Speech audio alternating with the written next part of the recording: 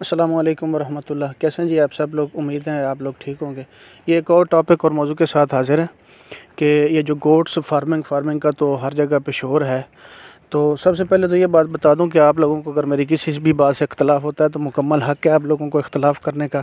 आप अपनी राय भी दें, इख्तलाफ भी करें, लेकिन वो लॉजिकली होना चाहिए। तो गोट फार्मिंग का तो शोर है, लेकिन इसके प्लान कोई नहीं बताता कि आप किन तरीक़ों से आप गोट फार्मिंग कर सकते हैं। मैं आपको आज 5 तरीके बताऊंगा जिनके हवाले से ये है कि वो मशहूर भी हैं पाकिस्तान में और आप उन तरीक़ों से गोट फार्मिंग कर सकते हैं। उसमें सबसे पहला और सबसे मशहूर जो काम है वो है बकरे लेके आना, 6-7 महीने उनको रखना और कुर्बानी पे सेल आउट करना, मतलब कुर्बानी के लिए बकरों को तैयार करना। ये सबसे मशहूर भी है और आम भी है और इसमें प्रॉफिट मार्जिन भी अच्छा होता है अगर आप अच्छा सिलेक्ट कर सकते हैं जानवर। तो इन तमाम जो प्लान्स हैं इनमें सबसे इम्पोर्टेंट चीज़ ये है कि आपके पास रिहाइश का और ख़ुराक का बंदोबस्त होना ज़रूरी है।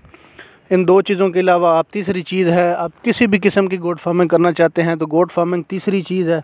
सबसे पहली चीज़ इनकी रिहाइश है, दूसरी चीज़ इनकी खुराक है। मैं अपनी हर वीडियो में बताता हूँ क्योंकि ये बहुत ज़रूरी है, प्रैक्टिकल जिसने किया है उसको पता है। सॉरी।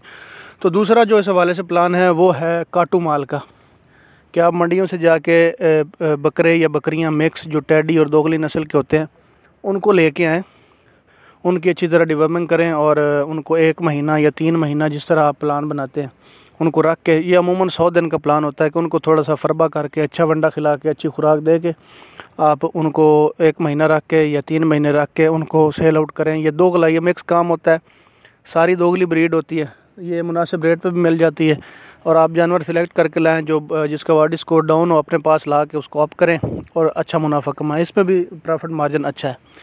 इस हवाले से जो तीसरा काम है वो ये है कि आप खाली बकरियां लेके आएँ, मंडी से सिलेक्ट करें खाली बकरियां, उनके अच्छी तरह 10-20 दिन 15 दिन उनको वंडा खिलाएं और फिर उनको क्रॉस करवा के 5 महीने बाद जब वो बच्चा डिलीवर करने के करीब हों तो 4.5 महीने बाद उनको फ़रोख्त करें। मतलब बकरियां तैयार करके, बकरियां प्रेग्नेंट करवा के उनको जनाब सेल आउट करना, ये इस हवाले से तीसरा काम था। चौथा जो काम है वो जिस पे अमूमन पाकिस्तान में तवज्जो नहीं दी जाती और उनको चरवाहों के मरोना मन्नत छोड़ दिया जाता है, वो काम है ब्रीडिंग का, कि आप जानवर को लेके आएँ, उसको संभालें, 4-5 महीने क्रॉस करवाएं और उससे बच्चे लें। उससे बच्चे लेने के बाद आप 3 महीने का या 4 महीने का जिस तरह का आप अपना सेटअप बनाते हैं कि 3 महीने बच्चे को दूध पिला के उसके बाद उसको सेल आउट करें, तो ये भी काफ़ी मुनाफा बख्श काम है। लेकिन इस पर तवज्जो इसलिए नहीं दी जाती क्योंकि इसमें इंतज़ार है, आपको एटलीस्ट 9 महीने 8 महीने 10 महीने इंतज़ार करना पड़ता है। इस हवाले से जो मेरे जहन में 5वां और मेन काम है वो है इसका मिल्किंग प्रोसेस, डेयरी का काम, जिसमें गोट अभी पाकिस्तान में डेयरी की गोट के हवाले से तो मार्केट नहीं बन पाई। वैसे तो इसका इंटरनेशनल हिसाब से दूध बहुत महंगा है, लेकिन पाकिस्तान में सस्ता भी है और मार्केट नहीं बन पाई। लेकिन बहरहाल एक काम है, एक ऑप्शन मौजूद है, बिक भी जाता है, बहुत शहरों में इसका अच्छा रेट भी मिल रहा है। तो वो है कि आप गोट लेके आएँ, उनको तैयार बकरियाँ लेके आएँ, उनसे बच्चे लें, 3 महीने बाद 2.5 महीने बाद दूध पिलाने के बाद बच्चों को आप सेल आउट कर दें।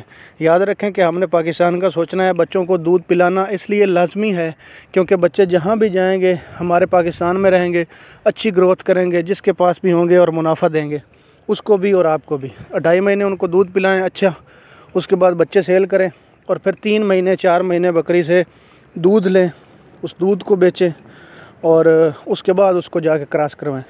3-4 महीने आप आसानी से दूध ले सकते हैं।